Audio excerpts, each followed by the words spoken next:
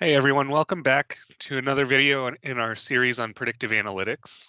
We're going to take this video to go through nearly an end-to-end application. So we're going to read in some data, we'll do an exploratory data analysis, we'll do some feature engineering, we'll do some data cleanup, and then we'll end by building a predictive model and assessing it. This is not quite an end-to-end application because we're not going to go out and actually collect any data from anywhere. The data that we're going to use is freely available on the web already. And we're not actually going to take our model and put it into production at all. We're also only going to build one model, which is not typically what would be done in an in a predictive analytics project. We'd want to build multiple models, trying to make incremental improvements. We're not going to do that here. So before we go, I just want to point out that the data and the analysis we do here is largely inspired by a chapter in this book by Aurélien Héron. It's hands-on machine learning with scikit-learn, Keras, and TensorFlow. I really like this book. If you're interested in predictive analytics, machine learning, and in particular a more technical treatment of these subjects than what we're getting in our business course, I'd pick up that book. It's a really good resource to have. With all that being said, let's move forward. One thing to look for here is we've spent some time talking about the predictive analytics process, and I think we can only get so much out of that by reading a bulleted list or you listening to a video of me talking you through the bulleted list and then mentioning that this is an iterative process, which just means we're going to go kind of back and forth through the items in this list, kind of returning to the data tidying process, returning to feature engineering, going to predictive modeling, coming back to feature engineering. And that's really what this is all about. It's about incremental improvements over time. And the way we do that is by returning to those earlier stages in the process. So be on the lookout for that. I think this video will help you really get a solid idea of what we mean by saying that predictive modeling and predictive analytics is an iterative process. So here we go. We're going to start by importing some of our libraries. You've seen these before. So pandas we're importing so that we can manipulate data frames. NumPy gives us some numeric functionality, some ability to generate random numbers, and some ability to do mathematical calculations beyond just what core Python is able to do. Matplotlib.pyplot, this is a plotting functionality, and so is Seaborn. So data manipulation and plotting is what we're importing here. Now we're going to use pandas to read a CSV file from a location on the web. So we're reading in some housing data from a GitHub account, and we're going to take a look at the first 5 rows of that housing data. All right. So here's the data. I'm just going to rerun that so that we can see the output. So it looks like we have longitude, we have latitude, we have housing, median age, we have total rooms, total bedrooms, population, households, median income, median home value, and then proximity to the ocean. A couple of things to notice here is that things like median house value or median income should clue us into the notion that each record in this data set is not an individual home. These are neighborhoods. Things like total rooms should also key us into that. No residential house, or very few of them, I imagine, would have 880 rooms. So these are total rooms in a neighborhood. The goal that we want to achieve here is to build a model that's going to predict median home value for a neighborhood given some characteristics of that neighborhood, perhaps the location, the age, the average age or median age of homes in that neighborhood, and some of the other features that we have access to here. Things like total rooms, total bedrooms, these are neighborhood level characteristics, and they may not be that useful kind of on their own. We may be able to derive some better use out of them by transforming these columns. We'll see that later on too. That will be what we've referred to a little bit as feature engineering. Let's start by exploring the data. I'm going to run housing.info. This is going to give us some information about our data set, including how many rows we have. So we have about 20,600 rows worth of data, or records of data. We have 10 total columns. And then we have some information about each of the columns. So I like to look at this data type. So each of the columns here are floats. Remember, this just means numeric quantities with the ability to store decimals. And we have the final column is an object column. To me, this means I have a non-numeric column called ocean proximity. This is going to store strings, so characters, character strings. Another thing I like to look at through the info output is this non-null count. What we can see is that for the majority of these columns, the number of non-null entries matches the total number of entries in our data frame. That's good. We do have one case here, though, in total bedrooms, where the number of non-null entries doesn't match the total number of records in the data frame. And so we have some missing values here in the total bedrooms column. So we're going to have to deal with those later on. And if we wanted to see, how many null values we have in each column, we can use this chain of functionality past the data frame. So our data is contained in this housing data frame. .isNA is going to ask the question, hey, is this entry missing? NA means not available.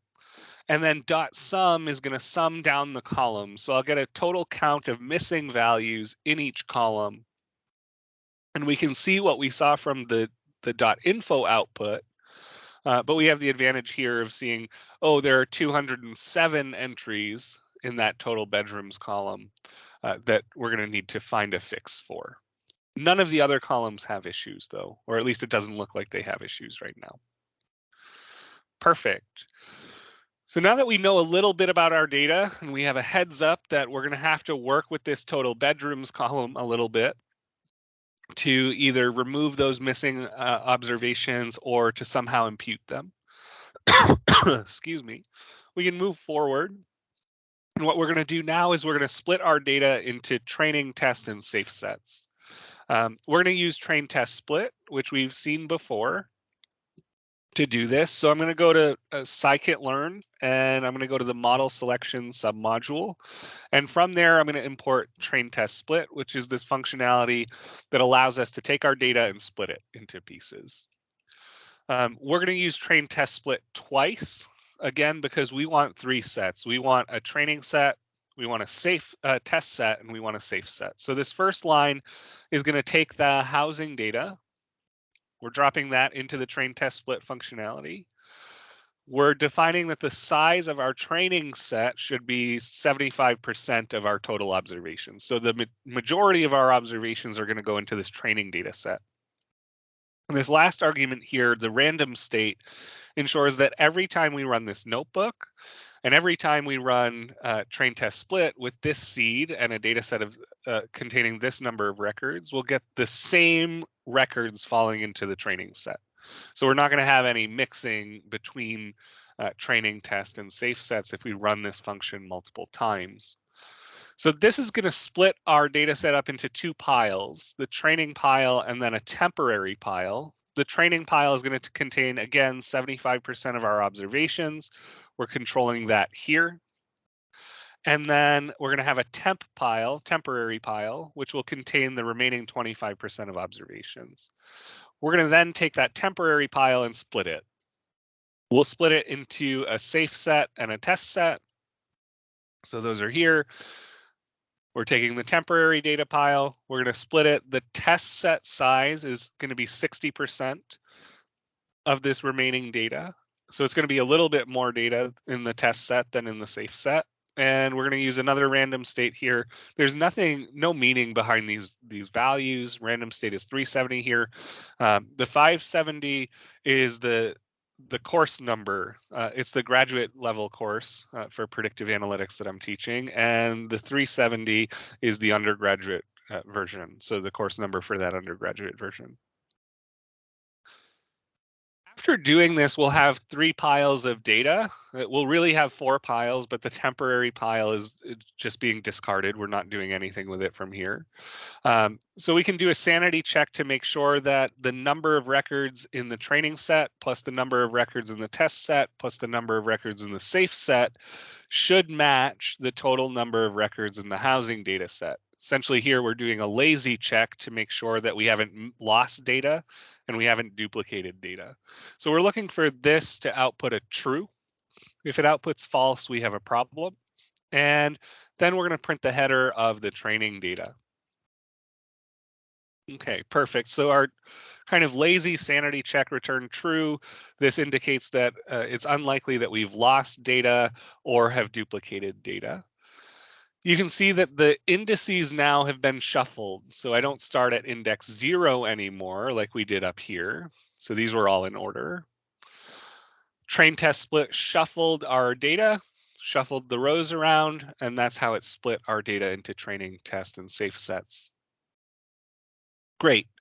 So we've used train test split, we've got our 3 data sets, and now we're going to work with the training data.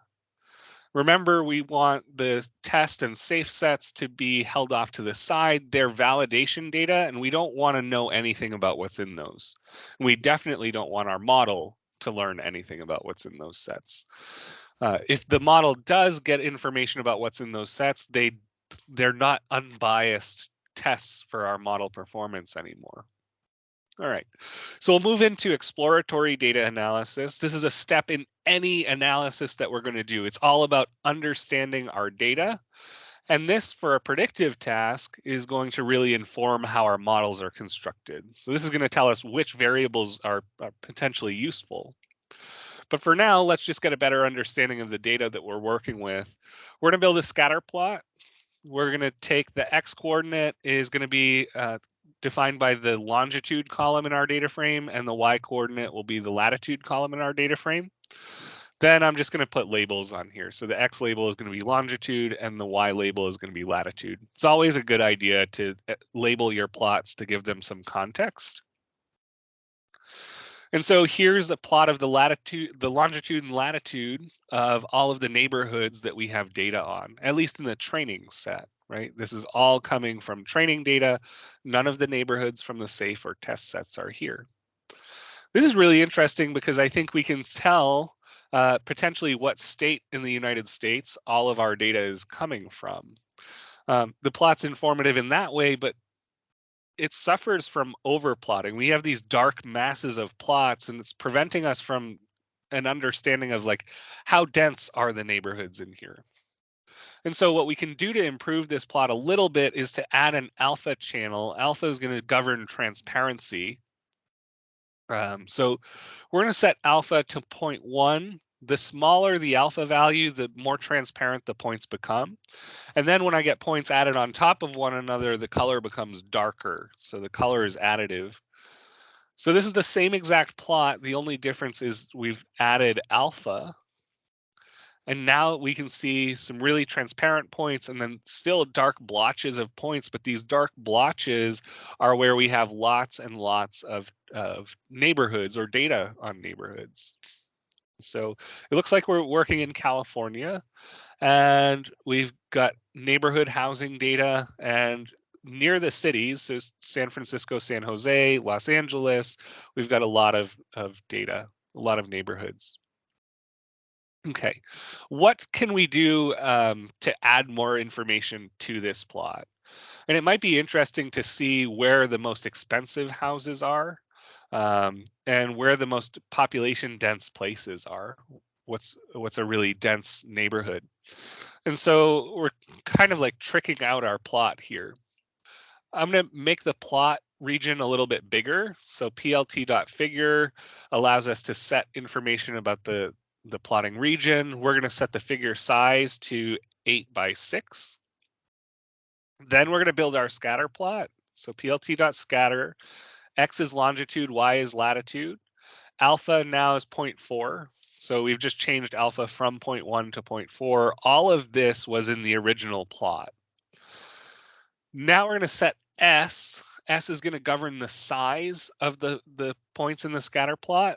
We're going to set that to population in hundreds. So we're taking the values in the population column, we're dividing them by 100. This is just scaling the dots. If we don't divide by 100, the dots become too big. We're going to label that size variable as population. This is going to be helpful when we construct a legend later on.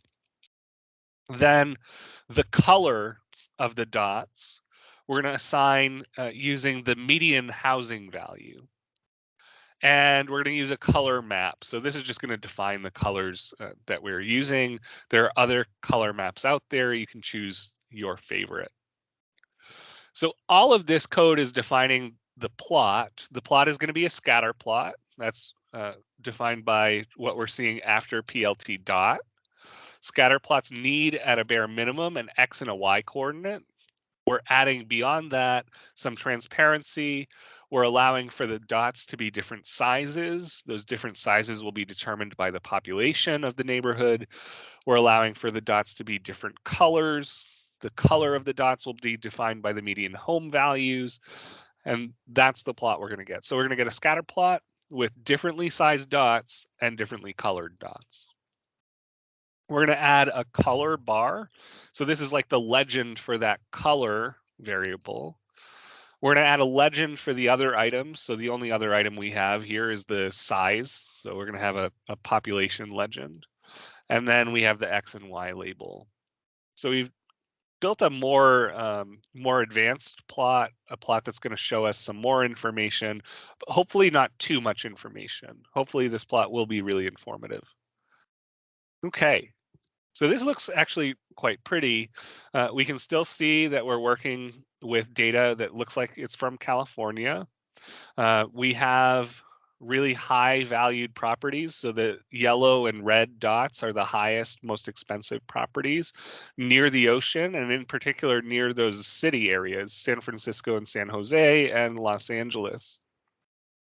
We also, it looks like, have some dense areas kind of through the middle of the state, but those have lower median home values.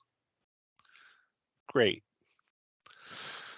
So now that we understand a little bit more about kind of the background for our data set, let's take a look at correlations. In particular, since we're interested in predicting the median home value, let's look at variables that might be correlated with that value.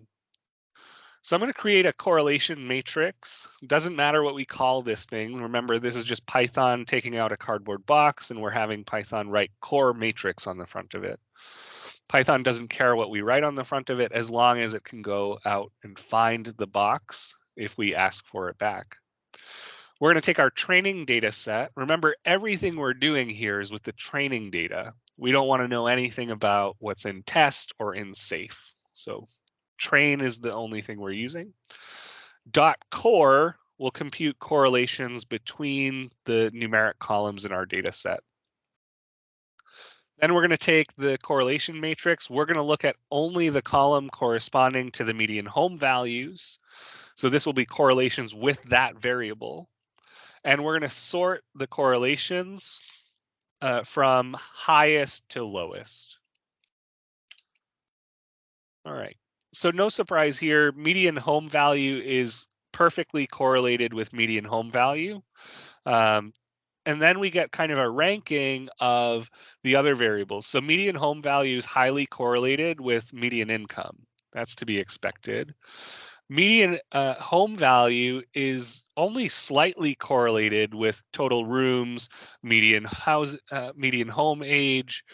Those things I would think would be more strongly correlated to housing prices. But remember, total rooms is not total rooms in a house. It's the total number of rooms across all of the houses in the neighborhood. So if I have a large number of rooms, it could mean a couple of things. Could mean I have really big, really expensive houses, or it could mean that I have smaller, more condensed townhomes or apartment buildings. where potentially those property values are a little bit lower. So I think this is maybe why we're seeing the total rooms not being strongly correlated with median home values. We'll see if we can change the way we're looking at that variable later on. We can see a little bit like population has a very, very slight negative correlation with home values, and latitude and longitude have slight negative correlations, but these are not really going to be variables that we use to make predictions, I don't think. What we would use these for is potentially to segment the state or the region up into little locations that we could make categorical. So there's some feature engineering we could do with those variables, but we won't do that here. All right. So sometimes a visual is just really nice when looking at a correlation, especially if you have to convey this information to somebody who's maybe not technical and who isn't really excited to look at numbers. They'd rather see a picture. So I'm going to create a plot. I'm going to use this matrix show or mat show functionality from matplotlib. And the thing we're going to plot is the correlation matrix. So this is a plotting functionality that will plot values within a matrix. And then we're going to define basically the axis labels. So the X ticks, the markings on the x-axis are going to be the correlation matrix columns. So these are just the names from the columns. We're rotating their positions to be vertical. That way we don't have overlap between labels. Same thing for the Y ticks. We're not going to rotate those though, because a horizontal orientation there will avoid any overlap. And then we're going to show the plot. So here we have the correlation. We're really most interested in this median house value, this last column. And we can see what we saw from the numeric output, that median home value and median income are the most strongly correlated with median home values. Let's take a look a little bit further. We saw from the correlations that median home value was correlated to median income, total rooms, and housing median age. So let's build a plot that looks at those. So I'm defining a list of attributes. This is just a list of columns that I'm interested in. I'm going to take the training data and I'm going to subset to only those columns that we were interested in. That's all this is doing. The kind of plot we're going to make is a scatter plot. And then we have this plot KWs. This is keyword arguments. This is specific to the type of plot we're building. And scatter plots have this optional alpha value that we can pass them. Again, alpha governs transparency in a scatter plot. So we're using slightly different plotting functionality here. We're using Seaborn. Seaborn has this nice pair plot function, which allows us to create lots of scatter plots all at once, or lots of comparison plots all at once. We're defining scatter plot here. So it takes a little bit for the plot to generate just because of the amount of data points we're plotting, and we're producing here 16 plots. So you see along the diagonal, we have distributions. The reason for that is this panel, the top left, compares median home value to median home value.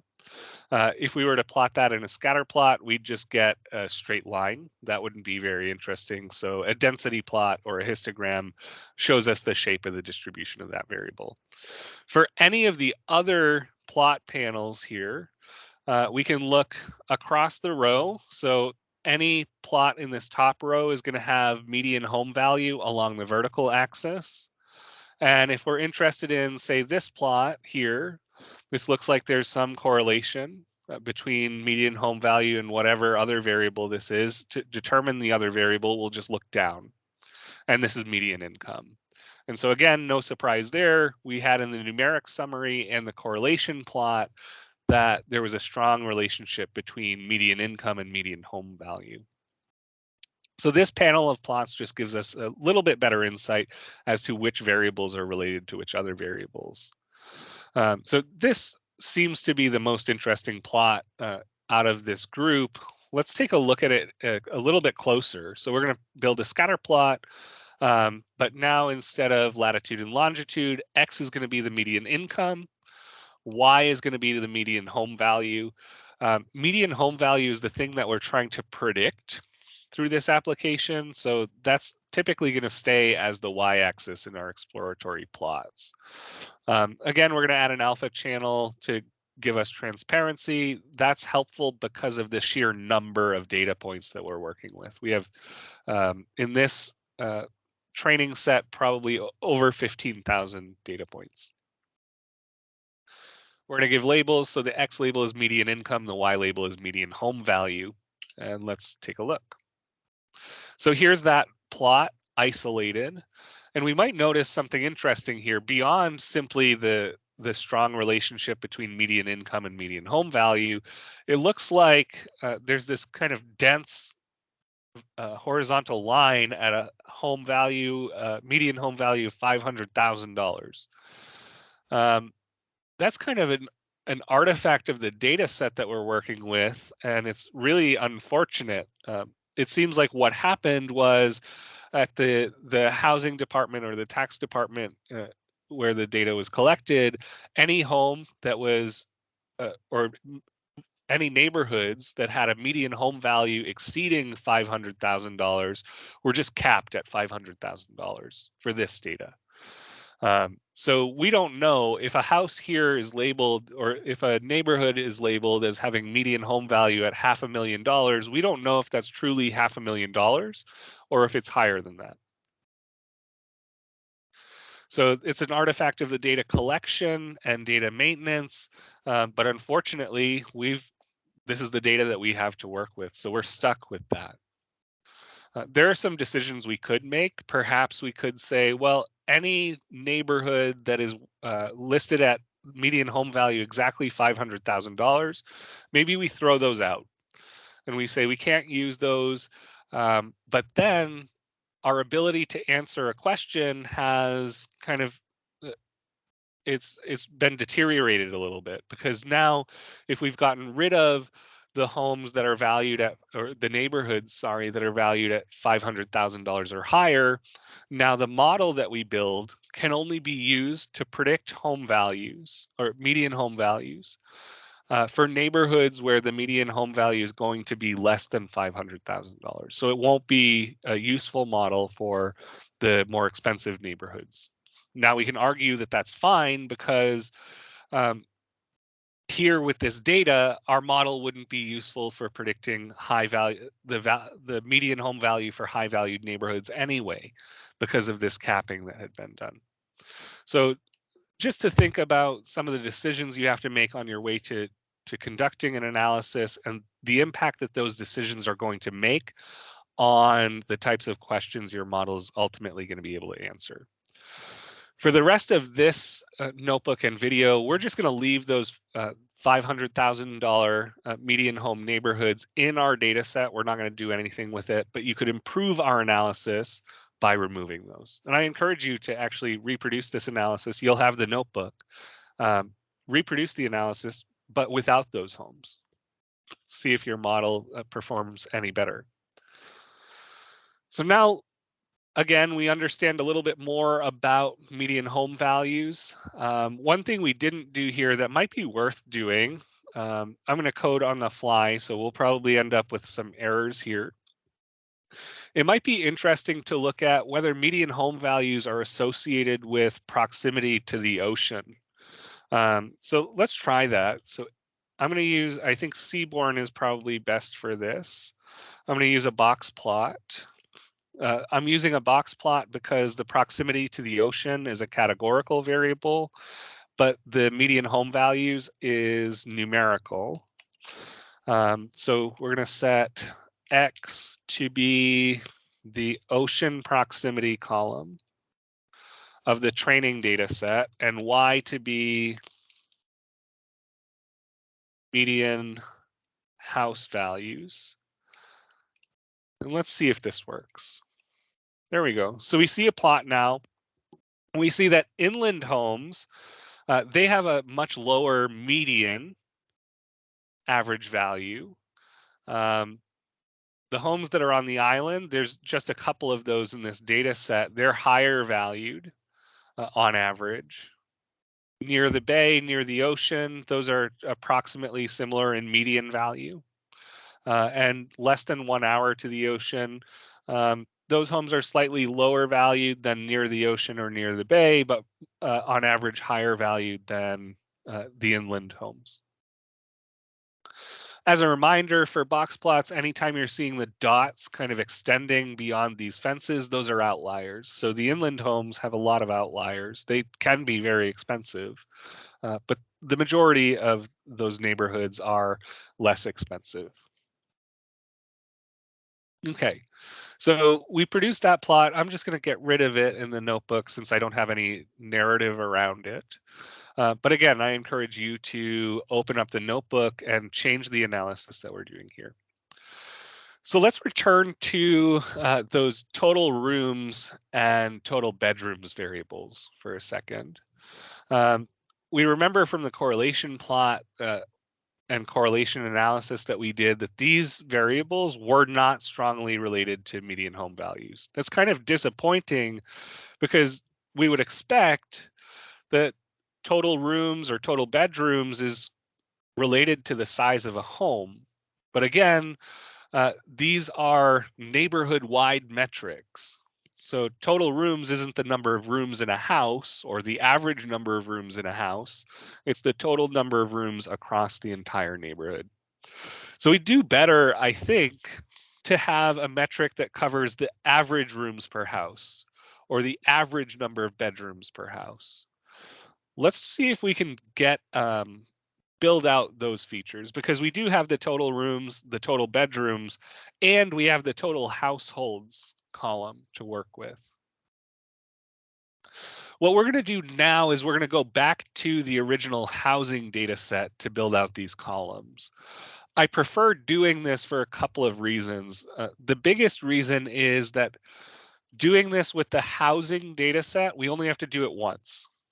If we were to do this feature engineering on only the training data set, then if we decided that these features were useful, we'd have to go back and engineer those features for the test set and for the safe set. So every single feature we engineer, we would have to engineer across 3 separate sets.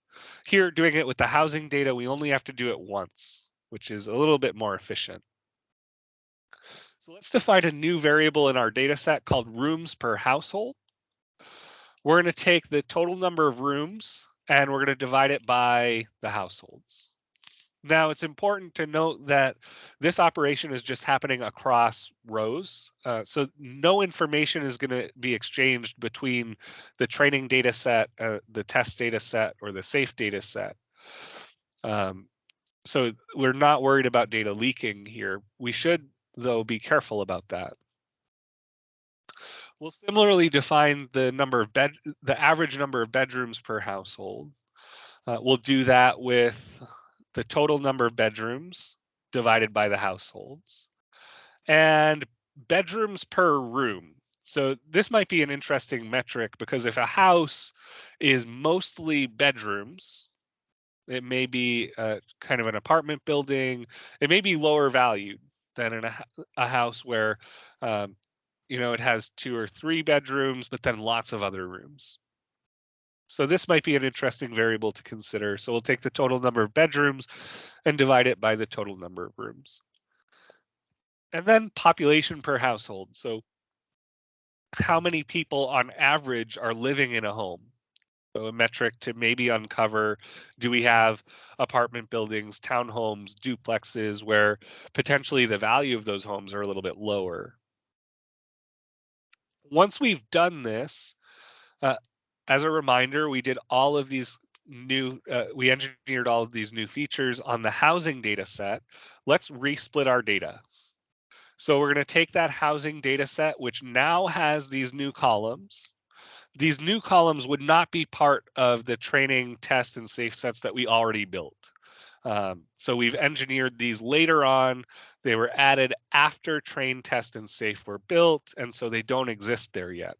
So it's important to resplit our data again. So we're going to take this new housing data frame, the one with the 4 new features, the 4 new columns. We're going to split it exactly the same way as we split it earlier. So the training data is going to be 75% of all of the observations. And this is the important piece, the random state. So we're using the same random state as earlier. This ensures that the rows that fell in the training data set before are exactly those rows which fall in the training data set now. And then similarly, we'll split the temporary data set into a safe and test set. Again, the same exact way as we did it earlier. So now that we've resplit the data, our training, test, and safe sets have access to these 4 new features that we've built. Let's rebuild our correlation matrix and take a look at it. Okay, so now median income is the most strongly correlated value to median home values. And rooms per household is slightly higher, more highly correlated to median home values than total rooms was. We maybe expected better results here, but this is what the data tell us. So rooms per household it does look like gives us a bit of an advantage over total rooms. Interesting too, is if we look at the bottom of the list, we have bedrooms per room is moderately negatively correlated with median home values. This means that as the number of bedrooms per room grows, so as the proportion of rooms, as the proportion of total rooms which are bedrooms grows, the median house value comes down. Okay, so we have actually engineered some useful features. Bedrooms per room is going to be useful, and rooms per household looks like it might be useful as well. Okay, so now let's worry about cleaning the data. So we're going to go back, we're going to think about ocean proximity. So this is a column that we can't really plug into a model as is. How do I multiply less than 1 hour to the ocean by 5? Or how do I add that to something? Because that's what a linear regression model is. It's just a polynomial. It's a mathematical function. So I need numeric variables for this. So we're going to need to deal with ocean proximity. And we're also going to need to deal with the problem that we've been postponing, having to do with the total bedrooms column missing data. So let's start with that one. Let's start with the missing data. We have some options here. We could just eliminate the rows with missing data. And to do that, we have this functionality called drop NA. Drop NA by itself, so if we just passed open and close parentheses with nothing in here, would drop any rows containing missing data in any one of their columns. Drop NA with this subset argument set to a list containing total bedrooms says the only rows I want to drop are the rows that have missing data in our total bedrooms column. And that just so happens here that with this data set, that's the only column that contains missing data. We could, instead of eliminating rows with missing data, eliminate the entire column that has missing data. So pandas has this .drop method. We could drop the total bedrooms column. By default, dropping is acting on rows. So if we want dropping to act on columns like we do here, we have to tell it that the axis we're dropping along is 1.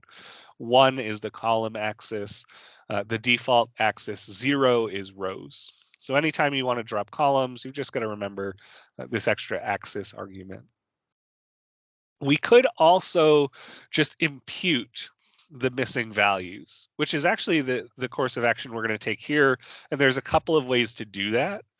One way is to look at the training data. Remember, we don't want any information from the test or safe sets to leak into the model. So everything we do, all of the imputing we do should be with just the training data.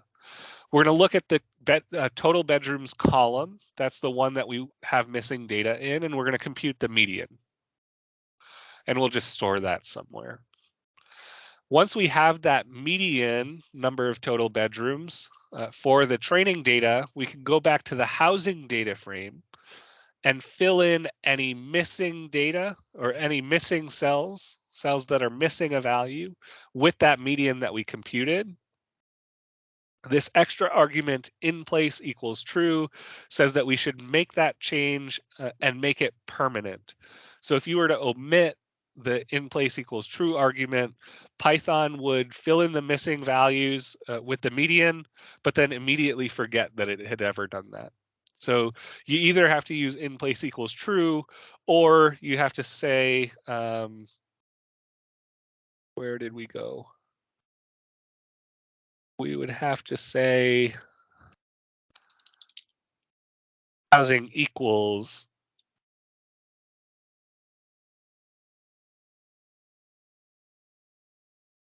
the total bedrooms. Ooh, this wouldn't be good. Sorry about this. I shouldn't have even gone here. So we'd have to do housing total bedrooms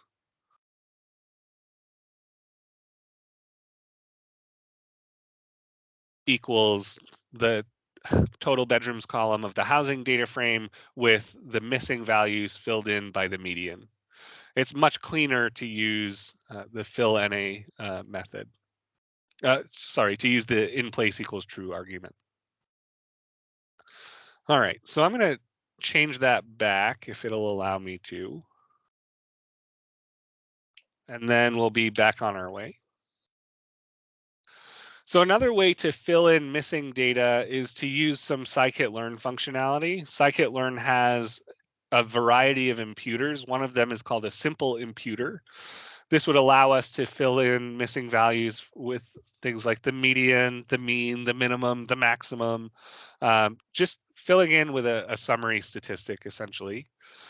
This is a really helpful function if you have missing values spread across lots of columns, because this will allow you to fill in missing data for all columns all at once.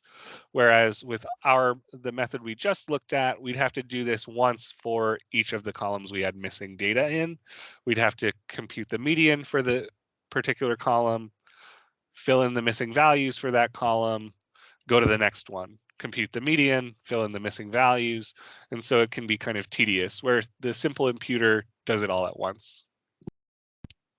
There is a cost to using the simple imputer, though, and that's that the object that the simple imputer returns is a NumPy array, and we have to then transform that back into a data frame. So I find while the functionality is kind of convenient, the cost to using it is not a cost that I'm often willing to pay. So I won't typically use the simple imputer functionality.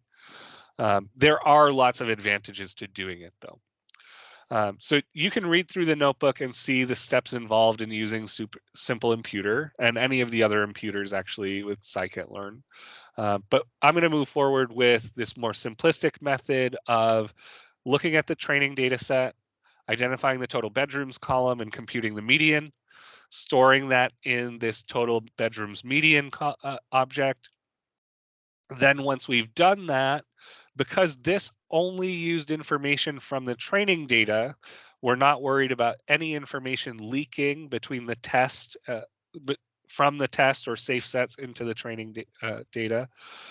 Let's go back to the housing data frame. We'll look at the total bedrooms column, and there we're going to do we're going to fill the missing values with the total bedrooms median that we computed. So any missing data will now be filled in. And if we look at housing.info, we'll see that that's the case. If we look at the total bedrooms column here, there's 20,640 non-missing values. That matches the number of observations now, which is great. You do see, though, that we have created a bit of a problem for ourselves in the bedrooms per household and bedrooms per room variables, because those do now have missing values because we computed them before we imputed the total total rooms variable or total bedrooms variable. Sorry. So we'll have to come back and fix those, but that's going to be an easy fix now. Okay, so we filled in the total bedrooms column. We didn't use the simple imputer. So I'll fix the notes to reflect that. But let's now talk about handling text and categorical variables. So again, the problem is when I build a regression models operate using multiplication and addition between terms. And so I can't add, an island to another term. It's impossible to do that. I need a numerical encoding for this. But before we get a numerical encoding, let's take a look at this ocean proximity column and how frequent each of the categories here occur in our data set.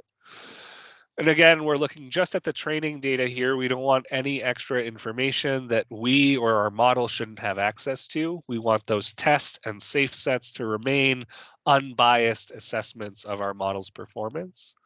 So we can see we have 1, 2, 3, 4, 5 categories. Less than 1 hour to the ocean is the most common category at almost 7,000 neighborhoods there. Island is the least common with only 2 neighborhoods in the training data set. All right, so let's take a look at the header of the training data. We're working with this ocean proximity column here. This is the only column that is not numeric right now. And we just need to transform it into something that is numeric. So what we're going to do is we're going to use a method called one-hot encoding.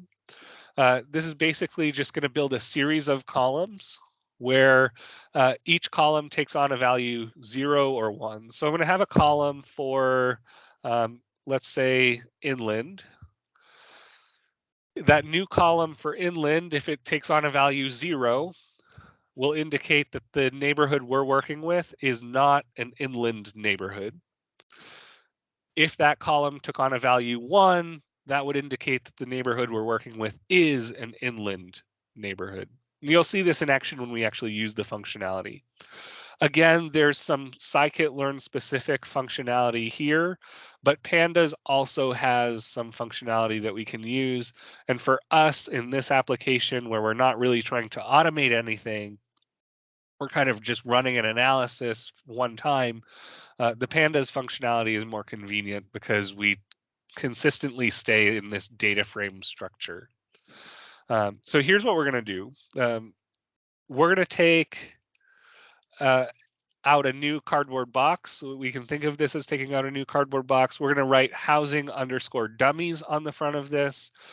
The reason we're doing that is if we overwrote the housing data frame and something went wrong, we'd have to start back at the beginning of the notebook because we're really obliterating that ocean proximity column here. We're getting rid of it and replacing it with others. If we overwrite the housing data frame, we won't have access to that ocean proximity column any longer. So it's a little bit safer to give ourselves a new object to deal with. The other drawback is if we do run this and overwrite the housing data frame, running this code cell a second time would give us an error because the ocean proximity column is no longer present in the housing data frame because we've overwritten it. Using this method where we're storing a new object, we're not actually changing the housing data frame at all. And so if we ran this code cell a second time, everything would go just fine. All right, so we are getting dummies columns. So those dummy columns are a set of 0 and 1 columns for each of the categories here. So we'd get a new column for less than 1 hour to the ocean, new column for inland, for near ocean, for near bay, and for island. So we'd get 5 more columns. We're going to exploit something here, though. And this is the idea that we really only need to know the values of 4 of those columns to know everything. So here's the idea. We're going to get a column for each of these. Those columns are going to contain ones and zeros, but let's think about what would happen if every one of these contained a zero. So if the less than 1 hour to the ocean column contained a zero, that would mean the neighborhood is not less than 1 hour to the ocean. If the inland column contained a zero, that would mean that the neighborhood is not inland. If the near ocean column contained a zero, that would mean that the neighborhood is not near the ocean. Then if the near bay column contained a zero, we'd know that the neighborhood is none of these first four categories. Well, if it's none of those, we already know that it has to be an island home or an island neighborhood. So we don't actually need all 5 columns. We're good if we take just 4 of them. So what we're going to do is we're going to drop the first column. So the get dummies functionality has this optional drop first argument. If we set it to true, we'll get 1 fewer column, but it will still encode all of the information we're interested in. So let's run this functionality and then look at the resulting data frame. What we can see is all of the old information is here. The ocean proximity column is gone, and we've replaced it with ocean proximity inland, ocean proximity island, ocean proximity near bay, and ocean proximity near ocean. So you see that the less than 1 hour to the ocean column is missing. But again, if I had all 4 of these being zeros, then I would know that the neighborhood I'm looking at is one of those neighborhoods that are less than 1 hour to the ocean. So all of the information is still here, even without that last column. So what we've done so far is we've read in our data. We did some initial data exploration to identify where we might have problems. So like missing data, corrupted data. We did an exploratory data analysis to really try to figure out, well, what type of data are we dealing with? We got our groundings. We learned that we're dealing with neighborhoods in California. We're trying to predict median home values for these neighborhoods. We engineered, so before we engineered some features, we did some data visualization. Through that data visualization, we identified that the total rooms variable, something that we would think would measure kind of the size of a house, wasn't very strongly correlated to median home values. That was kind of surprising. So we engineered a new feature, which was the average size of a home in a neighborhood. So we took the total rooms and divided it by the households to get an average size measure. That average size measure was a little bit more strongly correlated to the median home values. So that was this rooms per household variable that we built. Then we also built another variable, which was bedrooms per room, kind of measuring how much of your house is taken up by bedrooms. And we saw that that new variable was negatively correlated with median home value. So this is a really interesting and useful variable for us moving forward. And kind of the data visualization is what led us to engineer these features. We were surprised that some of our existing variables were not strongly correlated to median home values. And so we looked into what the variables total rooms, total bedrooms, what those really meant. And we had identified that, well, there's a better way to encode this information. We encoded that in these four new variables that were engineered. From there, we had moved to filling in some of our missing data. So we had missing data in the total bedrooms column. We filled that in. And then we spent a little bit of time with our categorical variable, and we one-hot encoded that so that we had columns that are suitable for a regression model. We'll find that we have to do this with all categorical variables that we want to use across all of our modeling techniques. So we're going to get used to this dummy encoding. One thing that we still need to do, though, if you remember, we were missing values in the total bedrooms variable. And when we computed things like bedrooms per household and bedrooms per room, we did that before imputing the total number of bedrooms. So these two columns still contain missing values. We're going to have to go back and fix that. Okay, so let's do that. We're going to start by just dropping the bedrooms per household and bedrooms per room columns. Since we're trying to drop columns, we're going to set the axis to 1. And in place equals true. We had this discussion earlier. This says make that change and actually make it permanent. So without in place equals true, Python would drop those columns, but immediately add them back. Now that they've been dropped, let's recreate them. So we're going to recreate the bedrooms per household variable. We're going to do that using the housing dummies data frame. We're taking the total number of bedrooms, so that column, and we're dividing it by the number of households. The advantage we have now is there's no missing data in the total bedrooms column, so there will be no missing data in the bedrooms per household column. If you've noticed, we've gone back to using the entire data set for this feature engineering piece. We're sure that no data is leaking between the test or safe sets and the training set when we do this. The advantage we get here is it's more efficient, but we'll have to resplit the data. So just like creating the bedrooms per household column, let's create bedrooms per room now. We're looking at the total number of bedrooms. We're going to divide it by the total number of rooms. Again, there's no missing data in the total bedrooms column anymore, so there will be no missing data in the bedrooms per room column. So we've solved our missing data problem at this point. Again, now that we've manipulated that, we've fixed these two columns. Those columns are fixed in the housing dummies data frame, but they're not fixed in the training, test, and safe sets. In order to make that happen, we're going to resplit our data. The only change we're making here is we're splitting housing dummies instead of housing. So housing dummies is the data frame that has the recoded proximity to ocean column. And now we'll take a look at the training data. Perfect. So all of those columns that we had engineered are here. The bedrooms per household and bedrooms per room that we just built are attached to the end of the data frame. And if we wanted to see train.info,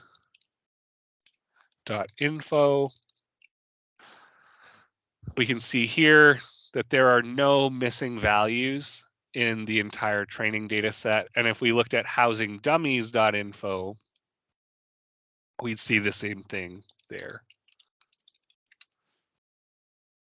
So no missing data in the entire data set, including the newly engineered features that we built. Okay, so this has been a really long video. We've got just one step left here for this process. We're going to actually build a model. We're going to build just a linear regression model, and we're going to do it using all of the columns available to us. This is actually kind of a bad choice because we know that some of these columns are not useful. We also know that some of the columns, like total rooms, are correlated with some of the other columns, like rooms per household. We'd probably want to choose one of those, not both, to keep. We'll see later in our course that there are some automated feature selection algorithms that we can use to improve our models as well. But for right now, let's just get a model up and running. What we're going to do is we're going to go to scikit-learn, and this has a linear model sublibrary. We're going to import from there linear regression. So linear regression is functionality to build a linear regression model. With scikit-learn, we have to create an instance of our model. So linreg is a linear regression constructor. Then we need to pass that some data. So we're going to pass it input features and the response. So xtrain is going to be the input features, ytrain is going to be the response. In order to do this, we're going to set xtrain to be all of the columns in the training data except, so we're dropping the median home value. We don't want to use median home values to predict median home values. We'll get a model that's really good, but not actually useful at all. Because we're dropping a column, we're using the axis equals 1 argument. And then the Y train, the response values for the training data, are just the median home values from the training data set. So all we've done is we've taken the training data, we've ripped off the median home values column, we've set the bulk of that data frame, everything but that column, into X train, and then the median home values column that we ripped off, that's in Y train. We'll have to do this for X test and Y test. X test for the, sorry, we'll have to do this for the test set and the safe set as well. So we'll just do that here. We're doing the same thing. Now that we have X train and Y train in particular, we can fit our model object. Now, we're only ever going to fit the model to the training data. We don't want to refit to the test data before we assess our model on the test set, because then the model knows about the test data. So we're only fitting on the training data here. Once we do this, we have a model. And we can use that model now to make predictions. So just to see how the model works, let's take a look at the first 5 training set predictions and the first 5 test set predictions. So here's X train. The square brackets mean we're subsetting rows. :5 means start at the top of the data set and go up until index 5, but not keeping index 5. So we're taking the top 5 rows. We'll do that for both the training and test sets, and we're going to make predictions. So once our linear regression object has been fit, we can use it to predict. And so we get predictions out of our model. So there's the first prediction for the first observation in the training data set. Here's the prediction for the first observation in the test data set. So we can use our model to make predictions, but really we want to know before we try to make predictions with it, how is our model performing? We're going to talk a lot about model validation later in our course. In fact, we're moving into that section now, well, after this notebook. So what I'm just going to do is show you one model assessment metric for regression models. It's called root mean squared error. It should look pretty familiar. It looks a lot like the standard deviation formula. This is essentially an average prediction error. And it's an average in the way that it's going to inflate the influence or the impact of very bad predictions. So the worse our prediction is, the further away our predicted and observed value are, the more heavily weighted that term is going to be in this average calculation. So what we'd like to do is we'd like this root mean squared error to be relatively small. So let's take the first 5 observations and compute the root mean squared error on those. This is something we'll never do in the future, but it allows you to come back here and actually compute this by hand if you want to make sure that you understand how root mean squared error works. So I encourage you to try computing the root mean squared error for the first 5 training data observations and the first 5 test observations. The way you would get the actual observed values is by looking at like the first 5 rows of Y train or the first 5 rows of Y test if you wanted to compute the test root mean squared error for those first 5. But again, that's just if you wanted to try calculating and reconstructing these values to make sure you understand how this formula is working. What we're really interested in is the root mean squared error on all of the observations. So we can compute the training root mean squared error and the test root mean squared error. We're using our model to make predictions on the entire training data. We're going to take each of those predictions and subtract away the truth or the observed value. We're going to square that like what the formula suggests we should do. Dot mean is taking care of this, add all of those values up and divide by the number of observations you have. And then star star 0.5. The double star, remember, in Python is an exponent. This is taking the square root. So this is computing that formula for root mean squared error on the training data. And we're doing the same thing down below for the test data. So we're comparing the predictions on the test set to the true actual observed median home values from the test set and computing root mean squared error there. One thing to just point out is that we did not fit our model on the test data. We only fit it on the training data. So the model has no real advantage in predicting these test observations, where it did have an advantage in predicting the training observations because the model knew those answers ahead of time. And so we can see that the training error is around $67,000. The test error is a little bit above $70,000. And this is what we'll expect to happen kind of in general, is that the training error will typically be a little bit lower than the test error. Okay, so at this point, we've built a model, we've assessed that model. We can see that the training and test errors are near one another. This indicates that our model is not overfitting the data, but it doesn't indicate that we have a best possible model.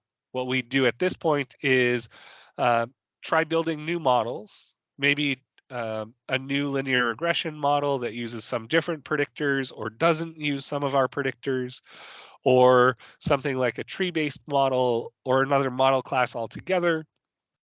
We'd have all of the models that we build compete against one another until we've identified a model that performs best on unseen test data.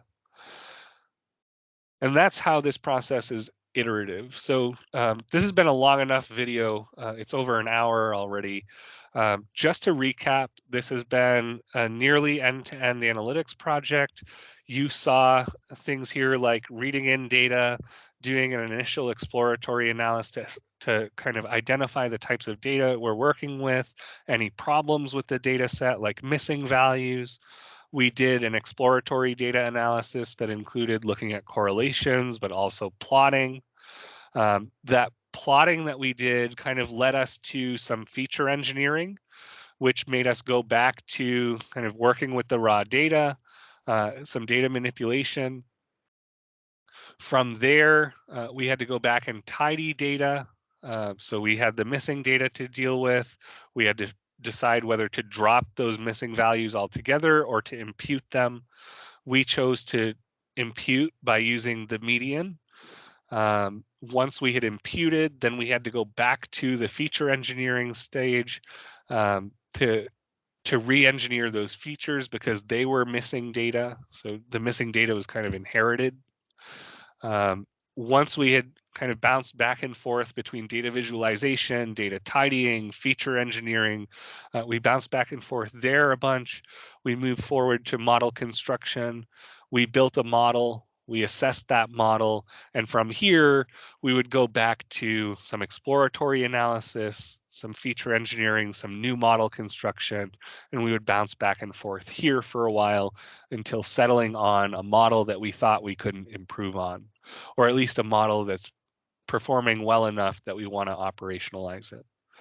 All right, so thanks for sticking with me through this entire video. It's been a long one. I hope you found it valuable.